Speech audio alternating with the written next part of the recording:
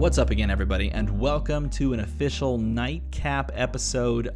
It's not an episode. Welcome to a video that I'm releasing at night. I don't know where I was going with that. Look, I have to release this video now because the topic itself is only topical right now before we start getting spoilers officially tomorrow, because officially the Flesh and Blood Dusk Till Dawn spoiler season starts tomorrow. So in today's video, we are going to carry on the tradition that we have maintained for set after set for the past, I don't know, like 6 sets? 5 sets? We're going to make some predictions as to what we're going to find within this set. I've done this for the previous couple of sets, and it's always fun to see how close or how far I am from the truth of the matter. Dynasty didn't go as well. I didn't hit on as many of those, but a couple of sets, I really feel like I got close. So let's crack the fingers and let's begin with 5 predictions I think you're going to find in this set starting tomorrow. And the first one, Prism Advent of Thrones is going to be functionally unique from Prism Awakener of Soul. So if you didn't know, this is the young hero Prism that we are receiving in this Dusk Till Dawn set, and it is a really cool effect, really cool looking ability, but the adult hero has not been shown. It has not been spoiled. It will officially kick off the spoiler season tomorrow on Fano's channel here. As you can see, Prism Awakener of Soul has not even been, the art hasn't even been revealed. So at this point, it could be that they're holding this back and kicking things off with this card to show off the art and maybe to show off, like the actual awakening of Soul, which we'll talk about later. Or it could be that Prism Awakener of Soul is functionally unique, has a different effect, a different ability, anything like that. It could be that that is the case for both of those. But I'm going to go with the side that says both of these cards, these 2 different versions of Prism, are different in all ways, right? They may be both Prism. They may both depict Prism on the art, and they are the same character, but they are functioning differently because they have different effects. And I really hope that's the case, because I think it would be really cool to have 2 of the same hero, but with different abilities in the same set. I think that would be really fun. And this is a great set to do it with because it's all about the battle between shadow and light, and it's also allows you the opportunity to, kind of do that without worrying about draftability because it's a supplemental set. So I am all aboard the hype train for tomorrow's kickoff to spoiler season because I want to know if this is correct. I'm going to go with yes, and if not, then I guess that means we're getting some spicy cards for Prism, because there's some people that think that this effect isn't very good. I think it's really cool, but I don't know what a Figment is, so we'll find out soon enough. All right, on to prediction number 2, and it's all about that girl, Lavia Shadowborn Abomination. There's some like speculation going around that we are going to get a new version of Lavia in this set named Lavia Redeemed. Now, I have to tell you, I actually have seen this card, and I have this card. And I'm going to tell you right now, I will show you this card. Don't tell LSS. They are not watching. I told them not to watch this video. Here is Lavia Redeemed. It's true. It exists. There it is. See, Lavia Redeemed actually exists. Notice how it's the same exact effect, just changed the art. That's all it is. It's the difference. No. So there's some speculation based on this lore blurb attached to the Diabolic Offering that was spoiled, I think yesterday. Maybe this morning, I don't know. Ravening appetites lurk within us all. No one understands this better than you, Lavia Redeemed.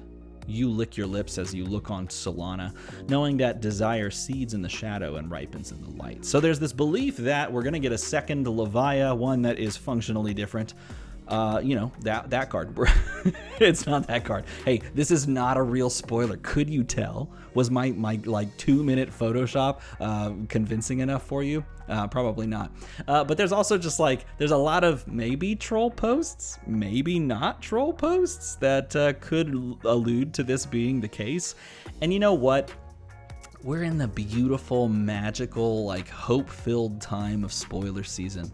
it's a season of miracles, as Hans Gruber would say, and I'm just gonna go with it. I'm gonna believe in it. I'm gonna root hard that we get Lavia redeemed, simply because, as I said with Prism, I think it would be cool to have a different version of the same hero that shows a growth or a change from a lore or story perspective, and allows you to play that hero in a different way based on the way their story changed. And it's very similar to what they did with Bravo Showstopper becoming Bravo star of the show, and like his effect changing and that sort of thing, but maybe not so much overpowered in the future. I think that idea of changing a hero by giving them a storyline and watching them evolve over time is perhaps the most exciting thing to me in this game from that perspective.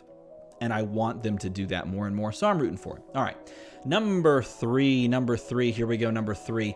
I've been championing this for, I guess, 2 sets now. Was it 2 sets? Yeah, 2 sets now. Yeah, it didn't happen in Dynasty, but I'm gonna say it again. Gosh dang it, I need a 3rd merchant. We need a merchant that makes gold, so that we can have Cavdaean that makes copper, and then Genus that makes silver, and then Merchant number X that makes gold. We need this in our lives. I need one that's like pay 1, make a gold, so that it can kind of just close the loop on the merchant arc, that we have our full like rainbow version of merchants. I think it would be really cool, and you can put it, maybe it's maybe to balance it, because golds are really good, maybe to balance it, all you do is you make them like a shadow merchant, and you like pay 1. Everybody that loses a life creates a gold token, and it's like a really cool like life loss mechanic thing going on in UPF. I have no clue if that's a thing, but holy crap, please tell me that is, because I would play the heck out of that in UPF. I'm just saying, UPF, good format, here to stay. Here to stay. So I'm rooting that this is the case. If not this, when? If we don't get it this set, when are we getting it? It has to be a thing. I tried to make it work in my head canon for Dynasty. It didn't work as well. But for this, you could make it a light hero that does the same thing, gets you a gold. I don't know. All I'm saying is that it would be really cool. And I think we need to close the loop on the merchants. So there it is. All right. Then we come to perhaps the prediction that I want to believe in the most, because this is my favorite UPF hero, Shiana. I think we get a playable version of Shiana in all formats.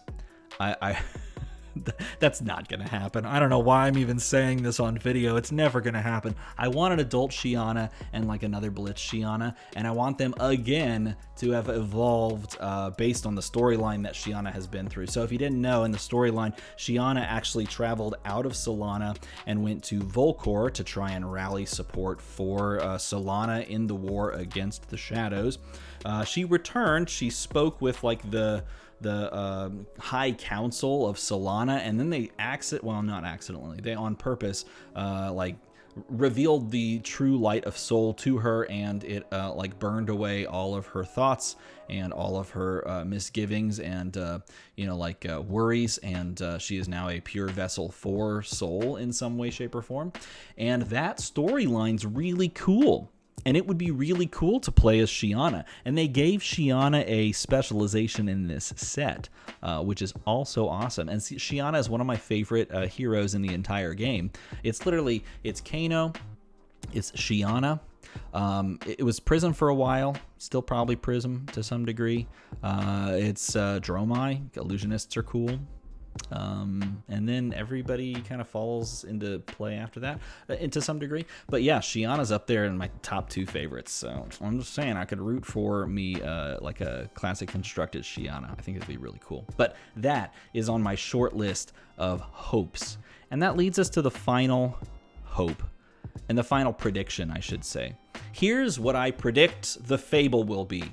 And this is always a tough call. So for Dynasty, I predicted the Fable would be the Aesir, would be the slumbering dragon underneath Mount Volcor, the one that is sort of in like side and in sort of enveloping that throne thing that you know, the Emperor would put on the crown of dominion and talk to, or hear the whispers of.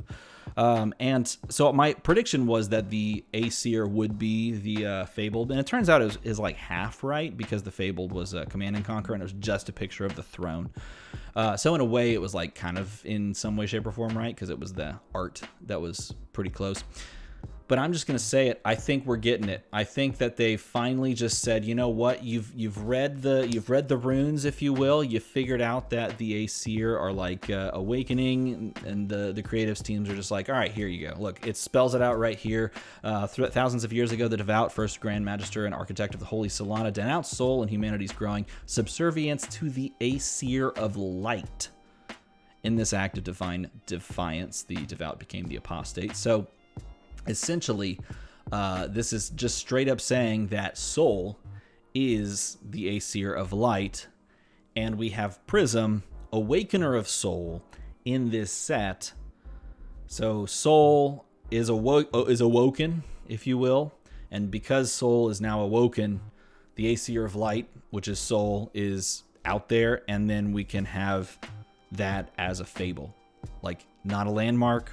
Maybe an ally. Maybe it's an ally. I don't know. Or maybe it's a brand new card type that we haven't even talked about. But I think that is the fable. And honestly, it's weird because like I don't necessarily picture it being another gem. Maybe it's Solana, like the city, if it's a landmark. Maybe. Maybe it's a demonastery as a landmark. Maybe. But to me, like the best representation of this from a storyline perspective is like Soul as, you know, a creature or an entity. And if it's an ally, that's really cool. And if it's not an ally, then maybe it's some new card type. But I don't see it being a gem, and this to me makes the most sense. So those are my top 5 predictions, and I had to get this out now because well, spoiler season's like right around the corner. And if you would like to see my spoiler video, if you're interested in seeing my spoiler video, it's coming out on July the 1st at 9 p.m. Eastern time, which makes it 8 p.m. Central, which is a good time for a lot of people to be able to watch. And if you would like to see it, I put a lot of work into this in a kind of a short amount of time, and I think the effects and the overall vibe of the video is some of the best work that I've done. And I hope you enjoy it. It's going to be a fun video, particularly if you like lore, story, and cool visuals. I hope we slam dunk that. So if you want to check that out, I don't know, make the number go up, because then you'll get notified when I post the video, and we can all watch it together on a premiere on Saturday. So that's it. That's all. Let me know down in a comment below if you agree or disagree with any of these predictions. And as always, thanks for watching.